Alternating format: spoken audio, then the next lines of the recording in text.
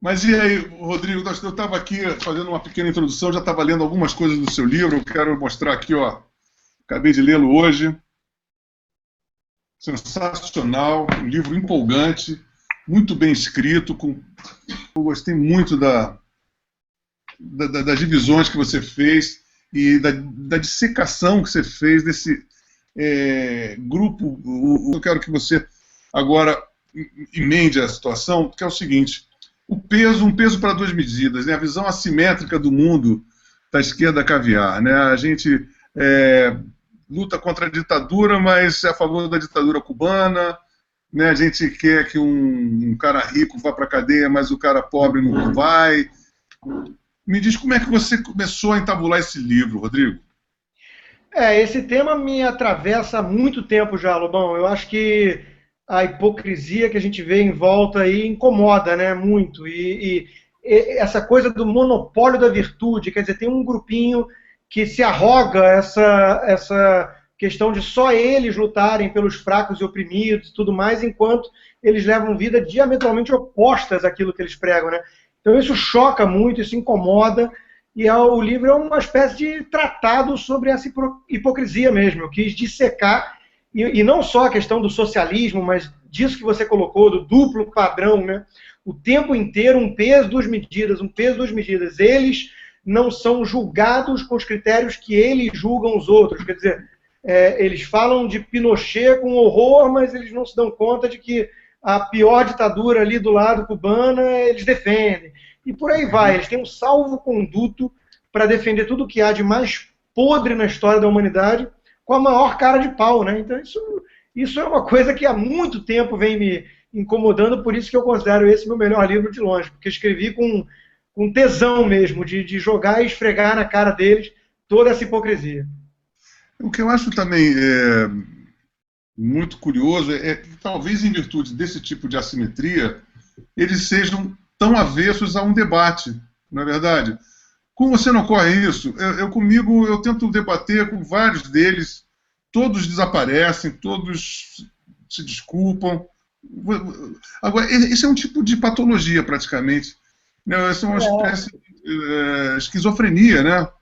Eu, Tem isso. Eu vejo no meu blog da Veja, eu vejo a quantidade de gente que entra assim com um prazer um tanto esquisito e patológico de só xingar, só ofender, né? Eles não querem debater, eles não querem focar no argumento, eles querem rotular, eles querem agredir, eles querem colocar a sua intenção em xeque, né? Porque você tem que ser uma pessoa insensível, ruim e tudo mais, porque senão eles não conseguem lidar com os seus argumentos. É uma coisa muito triste. Eu acho que foi você mesmo que resumiu bem, né? Ou pelo menos te atribui essa frase espetacular de que debater com esse pessoal é que nem jogar xadrez com pombo, né? Ele caga o tabuleiro todo, bagunça tudo e ainda sai de peito estufado, né? Como se tivesse vencido o debate. Então é mais ou é, menos. essa frase não é minha, mas é genial, ela é muito sintética, né, Rodrigo? Exato. E agora, o que eu acho interessante é justamente a outra coisa que você escreveu no livro sobre, que é exatamente essa teoria do espantalho, né? O sujeito cria uma figura a bel prazer, começa a apedrejar aquela figura, acreditando que aquela figura seja você, É. não Isso é é? muito, isso é muito comum, viu? Isso é uma coisa assim que acontece com uma frequência enorme no meu círculo mesmo de debate, né? Você às vezes está debatendo com alguém e você está fazendo um ponto conservador, digamos, ou então contra a questão do PNDH3 lá, que é da homofobia e tudo mais. E de repente você vê a pessoa rebatendo com o Marco Feliciano. Aí você fala, não, mas peraí, eu não defendi isso, eu não gosto do Marco Feliciano, não é essa a minha vertente, mas a pessoa é muito fácil, né, você criar esse espantalho, que é pegar uma figura caricaturada, né, caricatural da direita, neandertal, reacionária, e você rebater os pontos dele, em vez de você estar rebatendo os pontos do Lobão, ou do Rodrigo Constantino, e por aí vai. Isso é muito frequente, é uma estratégia, na verdade, de fuga do debate, né, e acontece o tempo todo. A gente está vendo crescer aí, dia após dia no Brasil esse clima fascista até, né, de pessoas que querem calar, intimidar os outros em vez de debater. É uma coisa realmente assustadora, né, o que a gente está vendo acontecer. A primaratio desse pessoal, a razão que eles entendem é a da violência, a da intimidação. A frase da Ayn Rand, aquela novelista russa, da Revolta de Atlas, ela dizia o uso da intimidação pela violência, né, é uma confissão de impotência intelectual. É isso que essa gente faz o tempo todo. Eles mostram o quão covarde e despreparados eles são para debater seriamente. É o famoso frouxo, né? E frouxo unido jamais será indivíduo. Aprendi isso com alguém, hein? Hoje insistem em afirmar que eu, por exemplo, sou a favor da ditadura militar, quando eu sempre afirmei e afirmo, que qualquer ditadura é injustificável. E no nosso caso, a gente é realmente contra qualquer tipo de ditadura, quando no caso deles, não. Né? Eles são totalmente a favor de tudo isso que está acontecendo. Cuba, China, Coreia do Norte e os piores regimes do mundo. E se acha com o monopólio da razão, né? E além disso, essa questão da nossa ditadura ou ditabranda, o debate é o seguinte, nós, da direita ou liberais, ou o que seja, quando trazemos esse assunto à tona, tem basicamente 2 pontos que são importantes ser levantados.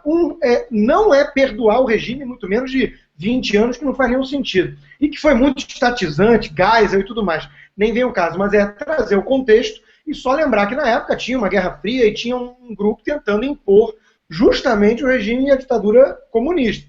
E a segunda coisa, que isso está claramente em voga hoje, é evitar esse revisionismo histórico que eles fazem, que é refazer o lado deles na história, como se eles estivessem lá lutando por alguma coisa ligada à democracia e fossem vítimas do nada, né, dos militares. Nada mais falso, né? Então isso precisa ser colocado de forma muito clara. Era uma turminha lá que queria ver o Brasil virando Cuba, isso é fato, né? E eles hoje, na maior cara de pau, posam de defensores da liberdade e da democracia. Né? Mentira. Essa comissão da verdade é omissão da verdade e revisionismo histórico. É coisa de revanchismo ou então de vitimização, que é a coisa que eles mais adoram. Né? No livro fica claro isso. Né? Essa postura de vitimização é constante na esquerda caviar. O tempo inteiro essas minorias oprimidas, que não dá minoria, né? Daqui a pouco dá até mais de 100% da população. Porque se for somando... Você botou 80% com muita benevolência. Né? Hoje mesmo, estava vendo lá e postei já, a primeira matéria da prova do Enem, a abertura das ciências humanas, era Marx. Quer dizer, tinha uns caras... E Marx, obviamente, com um viés marxista. Não é que nem o garoto lá que eu postei no blog, o Vitor, que, não quero falar de Marx. E até foi deturpado porque ele não disse que não tem que ler Marx. Ele disse que não aguenta mais a doutrinação marxista nas faculdades. Mas o fato é que o viés era marxista. Você, para acertar a questão do Enem, tinha que ter uma inclinação marxista. Né? Quer dizer, é absurdo. No século XXI, né, é idolatrar demais o fracasso. É piada, né? É muita insistência no que deu errado. Né? Sartre conseguiu idolatrar o que há de mais nefasto no mundo. O sujeito que gostava de Mao Tse Tung, como é que alguém ainda tem um resquício, não é nem um resquício, né? Como é que alguém ainda consegue reverenciar um sujeito desse? Né? É louco isso, é muito louco. Então é desesperador, né? Quando você começa a ver que são as mesmas figurinhas carimbadas e os mesmos discursinhos. Parece que é uma referência popular, né? Você está fadado a essa coisa que você não consegue se livrar disso. O Roberto Campos dizia que, com a ironia que lhe era peculiar, ele dizia, não, fica tranquilo que o Brasil não corre o menor risco de dar certo. Né? Às vezes a gente tem essa sensação, né? É uma coisa... Não, você vê que isso acontece tanto lá fora, aqui eu acredito que seja com muito mais brutalidade, né? Eu acho que o esquerdismo aqui ele é muito mais explícito que o americano, que já está muito forte, né? Agora, uma outra pergunta aqui. Por que a oposição é tão tímida, tão esfacelada, tão ruim? E o que existiu que determinou essa ausência de contrapontos e propostas? Qual oposição? Prova de que eu não acredito em nenhuma oposição que está aí é que eu estou dando todo o meu apoio e endossando o nascimento de um partido novo. Né? Porque, tudo bem, as pessoas vão falar, mas já tem 32 partidos. Não tem partido nenhum. Primeiro, tem legendas de aluguel, na maior parte das vezes.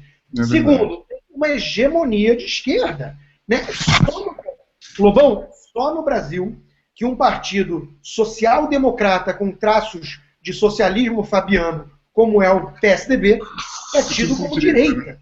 Só no Brasil, um jeito como José Serra pode ser taxado de extrema-direita. É uma coisa vergonhosa, mostra a decadência do nosso debate ideológico. Né? O Serra, em qualquer lugar do mundo que ele pise, ele é um sujeito de esquerda, não é nem centro-esquerda. Talvez o Aécio Neves seja visto como um sujeito de centro-esquerda, alguns tucanos, mas é uma piada. Então, só tem esquerdista, só tem hegemonia de esquerda pregando soluções pelo Estado, mais avanço estatal, nos nossos bolsos e nas nossas vidas. Né? Porque não é só a questão econômica.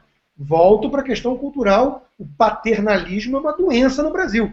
O Estado vai cuidar da gente do berço ao túmulo. Né? Daqui a pouco vão até alargando mais, daqui a pouco é da concepção até os vermes comendo você lá debaixo da terra, porque é uma coisa de maluco. Né? Essa visão paternalista de que o indivíduo é um mentecato incapaz e que precisa do Estado benevolente, sapiente, que vai cuidar de você e tudo mais, isso está muito enraizado e espalhado por aí em todos os discursos do Estado. Né? Obviamente tem um lado de culpa do eleitor também. Há uma demanda, muitas vezes, por esse tipo de coisa. Né? Uma infantilização da sociedade que eu trato no livro, que são os adultescentes. São esses pais que querem ser como os adolescentes. Eles não sabem mais impor limite. E aí tem muito a ver com o Rousseau, né? Porque o Rousseau é um sujeito que... Aliás, Rousseau tem tudo a ver com a esquerda caviar. Ele amava a humanidade, mas ele entregou os 5 filhos que ele teve para adoção. E depois escreveu um livro explicando como é que devia ser educada a humanidade. Obviamente delegando ao Estado, porque ele mesmo abandonou os filhos. Então, essa coisa de pais que não conseguem mais educar, impor limite, e querem ser muito amiguinhos e se sentir eternamente jovens, né? Isso também está demandando, às vezes, esse paternalismo. Então, resumo da ópera, não temos oposição, de fato, e temos que criar uma. E temos que criar uma unindo a dita direita, né? O que tem de liberalismo, o que tem de conservadorismo de boa estirpe, tem que se unir.